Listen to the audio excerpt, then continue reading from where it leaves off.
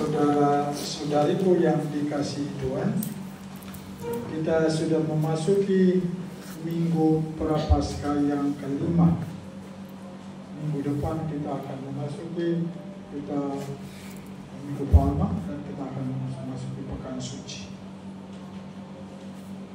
Saudara-saudari, kisah Injil dari Minggu Prapaskah yang kelima ini mengajarkan kita tentang belas kasihan, pengampunan, dan menghindari kemunafikan. Yesus menunjukkan belas kasihan kepada wanita yang diantar oleh kaum Farisi dan ahli Taurat yang menurut mereka dia kedapatan berzina.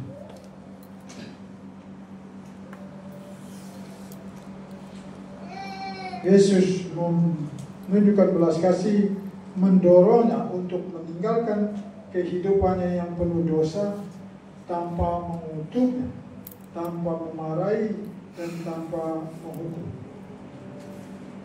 Ini mengingatkan kita untuk tidak menghakimi orang lain dengan kasar, karena kita semua memiliki kelemahan, kita semua memiliki dosa-dosa pribadi. Apa yang dilakukan oleh Yesus ini menantang kita untuk jujur tentang kesalahan kita sendiri dan untuk menunjukkan belas kasih dan pengertian kepada orang lain. Belas kasih dan pengertian kepada orang lain. Saudara dan saudariku yang dikasihi Tuhan, Tuhan itu berbelas kasih, Tuhan itu maha kasih, dan Tuhan itu maha rahim. Dalam Mazmur 126 yang tadi kita dengar antara bacaan yang kita renungkan itu merupakan Mazmur rasa syukur, Mazmur rasa sukacita. Mazmur ini mengingatkan kita pada saat-saat ketika Tuhan mengubah kesedihan menjadi kebahagiaan. Tuhan menunjukkan kuasanya untuk mengubah situasi sulit yang dihadapi oleh kita. Mazmur 125 ini berbicara tentang orang-orang yang pernah dalam kesusahan tetapi dipenuhi dengan tawa dan sukacita ketika Tuhan menjawab doa mereka. Mazmur ini mendorong kita untuk mengingat-ingat hal-hal yang baik yang telah Tuhan lakukan, untuk percaya kepadanya bahkan di masa sulit. Di masa sulit, saat sulit, Tuhan akan selalu membantu kita. Jadi saudara-saudari, Mazmur 126 ini mengajarkan kita untuk selalu bersyukur kepada Tuhan atas kebaikan dan belas kasih-Nya.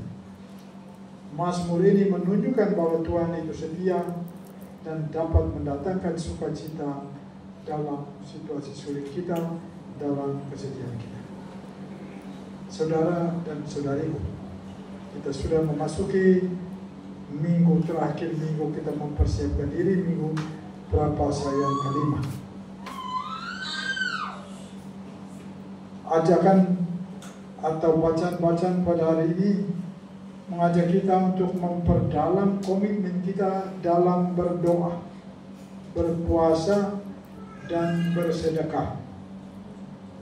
Praktek-praktek ini membantu kita untuk semakin dekat dengan Tuhan dan mempersiapkan hati kita untuk Paskah.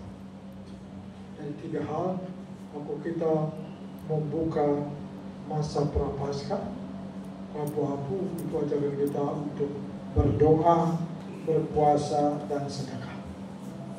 Dan kita sudah jalani itu sepanjang masa Prapaskah. Doa memungkinkan kita untuk menghabiskan waktu bersama Tuhan, mencari bimbingan dan kekuatan dari Tuhan, bukan dari orang lain. Puasa mengajar kita untuk disiplin diri dan membantu kita untuk fokus pada benar-benar pada apa-apa yang benar dan yang perlu. Dengan melepaskan diri dari gangguan, memberikan banyak ruang bagi kita untuk Tuhan dan hidup kita sendiri. Dan yang terakhir, sedekah. Mengingatkan kita untuk peduli kepada sesama, terutama mereka yang membutuhkan.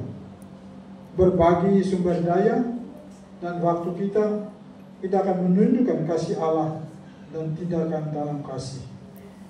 Hal ini membantu kita untuk melampaui diri sendiri dan menjadi lebihan murah hati dan penuh kasih sayang. Jadi saudara-saudariku yang dikasihi Tuhan, Minggu Prapaskah yang kelima tahun C ini mendorong kita untuk merenungkan praktek-praktek ini, bagaimana kita dapat membawa pembaruan dalam hati dan dalam hidup kita. Melalui doa, puasa, dan sedekah, kita akan bertumbuh dalam iman dan bersiap-siap untuk merayakan sukacita Paskah. Tuhan memberkati kita semua. Amin.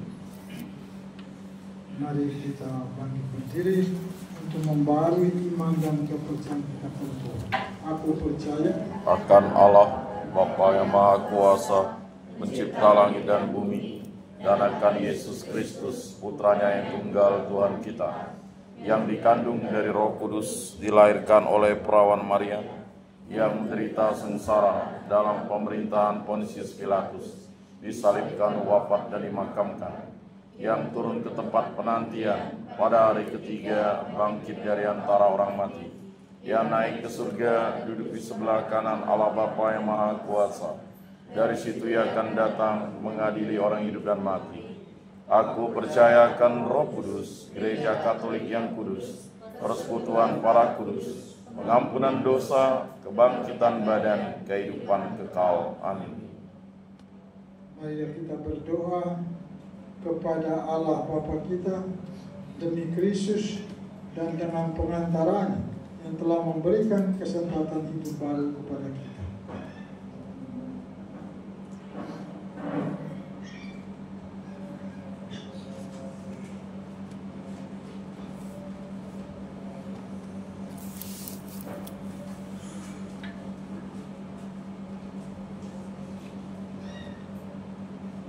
Bagi seluruh gereja, ya Bapa, semoga semua umat belajar mawas diri sebagai orang yang terbatas kemampuannya, lemah dan sering berdosa. Kami mohon, Kabulkanlah doa kami, ya Tuhan. bagi masyarakat kita, ya Bapa, semoga seluruh anggota masyarakat di Indonesia dijiwai semangat pengampunan dan kerukunan. Kami mohon, Kabulkanlah doa kami, ya Tuhan. bagi mereka yang menjauhkan diri dari gereja, ya Bapa, semoga demi kerahiman-Mu, Engkau menyapa mereka yang menjauhkan diri daripadamu dan dari umat-Mu. Kami mohon, Kabulkanlah doa kami, ya Tuhan. bagi kita sendiri, ya Bapa, sadarkanlah kami bersama agar sebagai kelompok dan perorangan mempunyai rasa tanggung jawab atas kesejahteraan para penderita di sekitar kami dan di tempat-tempat lain. Kami mohon, Kabulkanlah doa kami, ya Tuhan. Allah Bapa yang Maha Rahim, kami pun tak akan berani melemparkan batu pertama sebab kami pun berdosa. Tolonglah kami dalam pertobatan kami demi Kristus, Tuhan dan pengantara kami. Amin. Mari kita lakukan bersama. Nomor 624.